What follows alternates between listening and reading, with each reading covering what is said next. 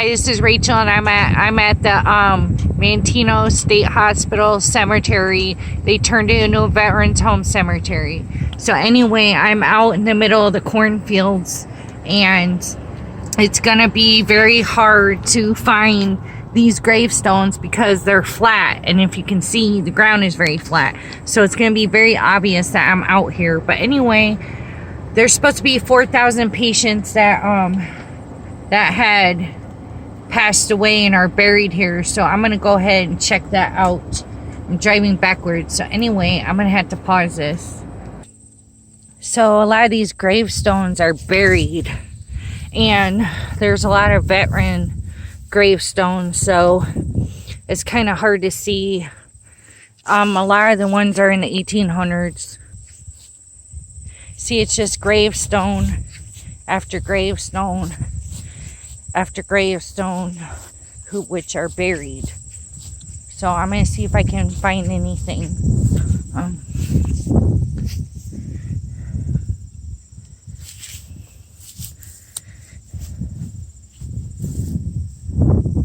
So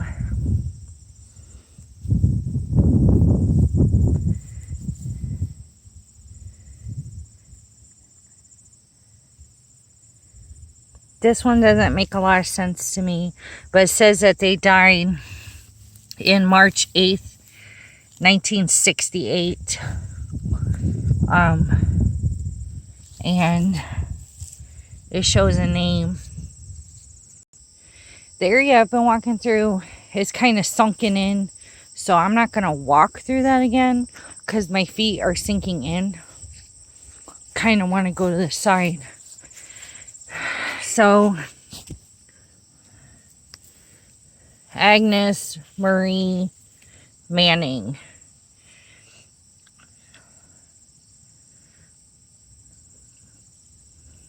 Born in the 1900s and died in 71. And some graves you can't even see, so I'm not sure if these are even the state hospital graves. There's kind of like a pathway. I know it's kind of hard to show, but it's where the grass is like walked out. You can see chunks of grass have been taken out. So this whole area is graves. And you can see they're buried.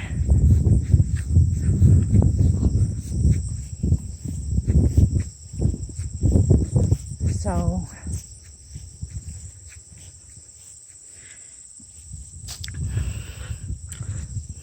this one shows Alfred Smith, died in 1950, born 1892, died 1956.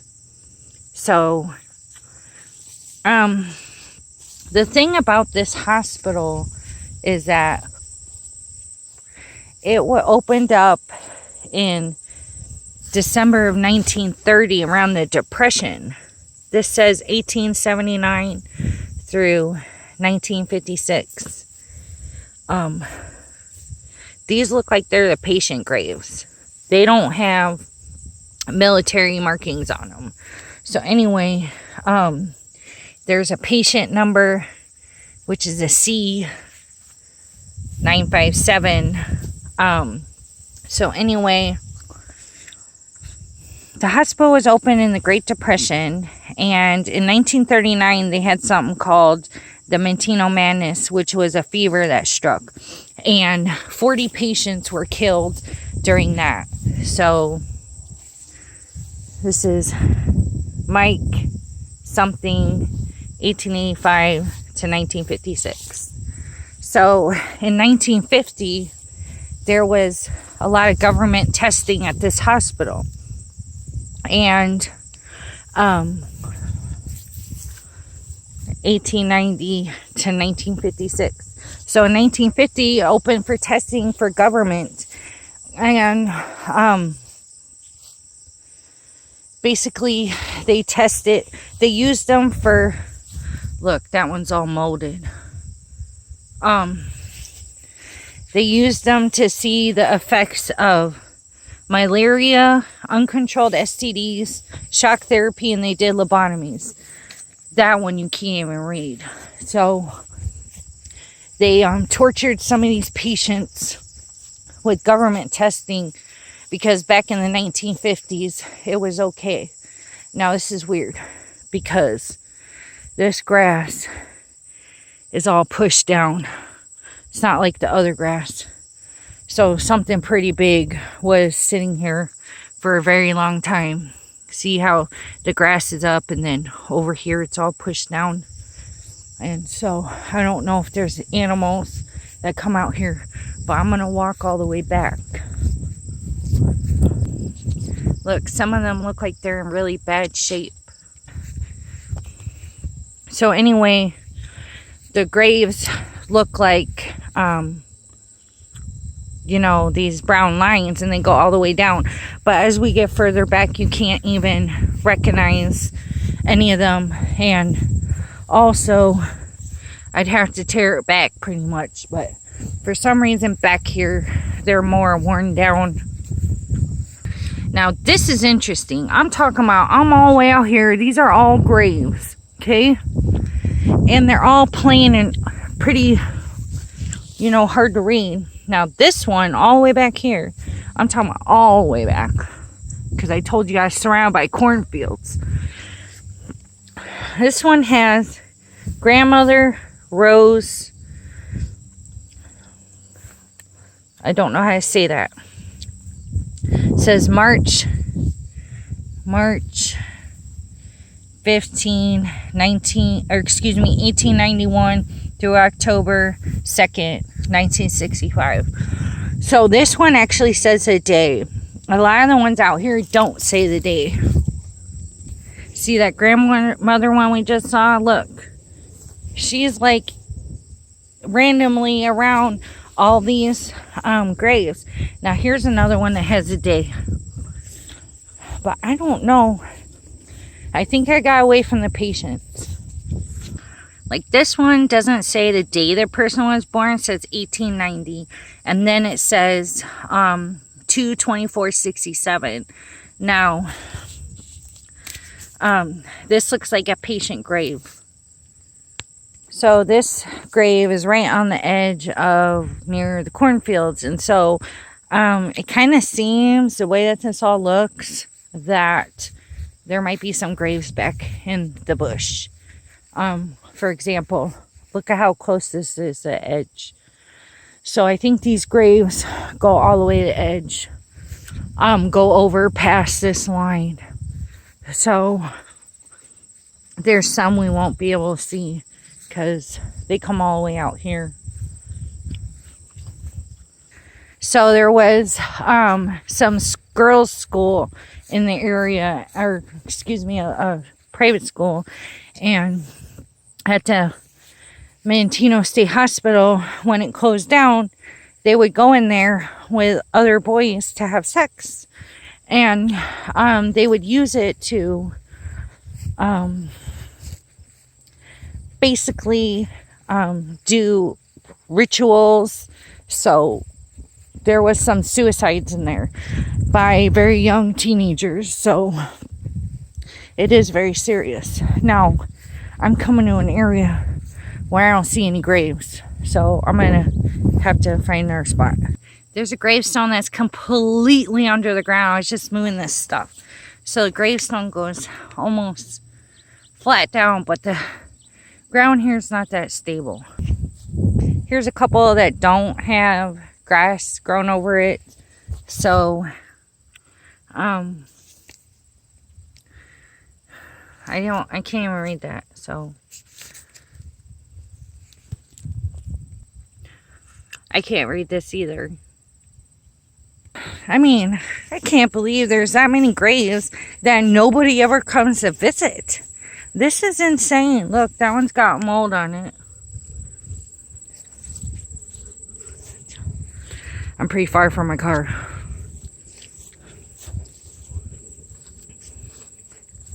Look at this. Nobody comes out here to see these people. Martin Chico. 1889 through 1955. And then this has a number on it too, 1169.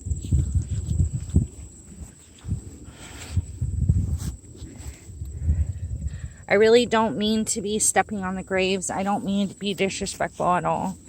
I'm just tired of using my hands. So this is Richmond Williams, 1885 through 1958. And there's a number, 113. I think we're in the patients now. Author, 1886 through 1955. Now I think that this is a patient's because there's no symbol on them. There's identification numbers. There's no day of the death or the birthday. It's as cheap as you can get it. Eva, Anna, Bert something. And there's a number. Look, this one's like got some kind of something on it. None of them have been this brown color. So Clifford Burns, 1871 through 1953. And it says a P for patient number 995. So we are in the patient area. So all the way back there that I was in was probably veterans. All the way over there is veterans. So we're talking about this side. So you can see the condition that this is in as well. Caroline. It's a beautiful name. Ugh. I can't pronounce it, but it's so pretty. It says patient 973. Something Tyson, 1890 through 1953. So they're pretty cheap. They didn't do right by these patients. Oh, and by the way, the 1950s is when the government introduced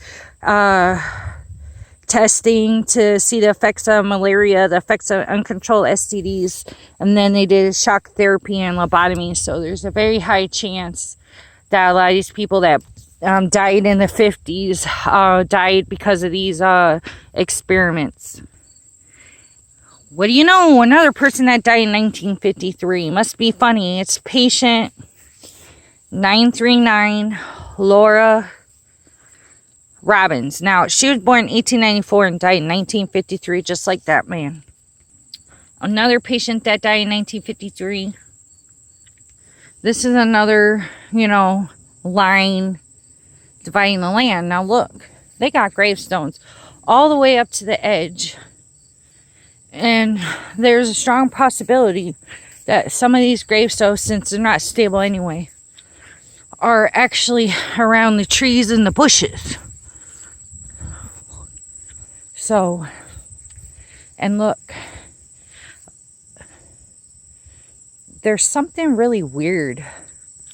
I mean, the grass is pushed down like something's been laying out here. Is there? There's one here. It's not like that over here. So we have finally found the patients. Thank God. Oh my God, I'm so mad.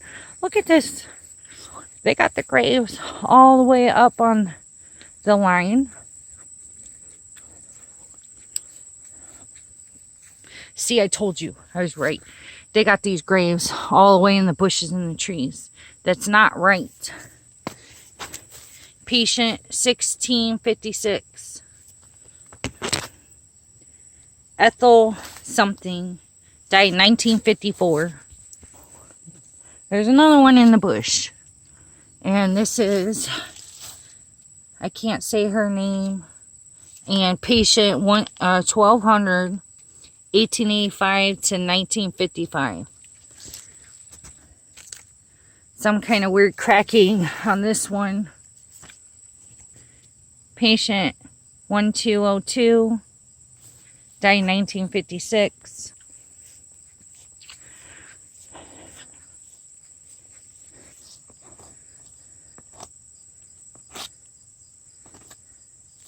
George Glacier, patient 1205.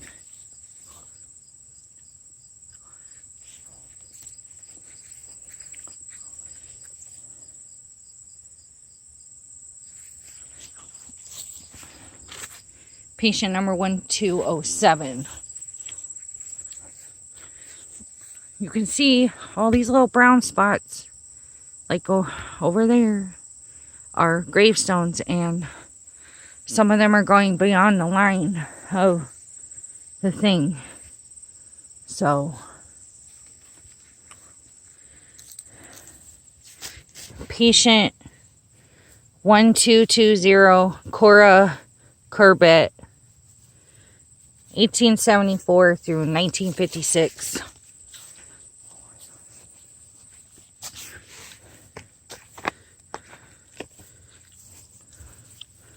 Oh, this one's so buried. I can't even see it. I'm so sorry, people.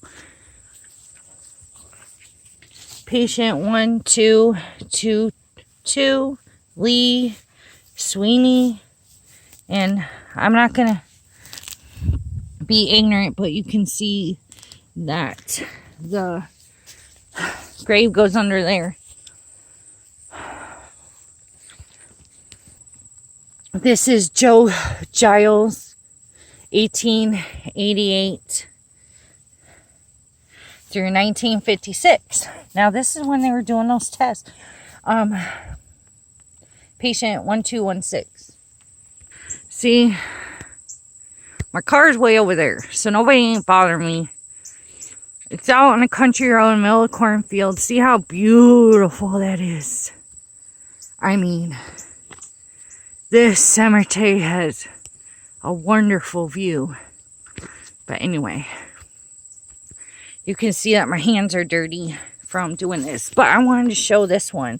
Now, I'm not going to be able to see the patient number, but you can see it's all cracked. 1956. Look, it's that flat grass again. That's kind of like what happens when you got, what do you call it? Like corn, when the corn circles, they flatten like that. Patient 1060, Aubrey Walton. Oh, here's a younger one, 1915 to 1954. Most of these have been in the 1800s. Patient 1059, Winnie Collins. Like I said, most of them are born in the 1800s. Oh my God, it's a frog.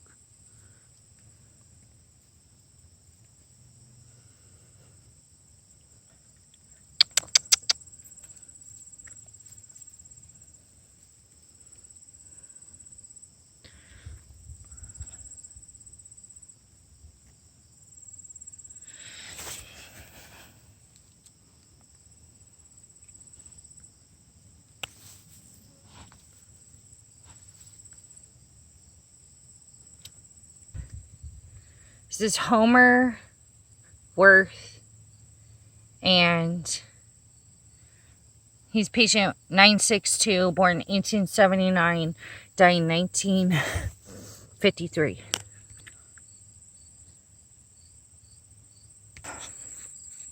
So then there's this little split, and there's graves that go all the way up to it.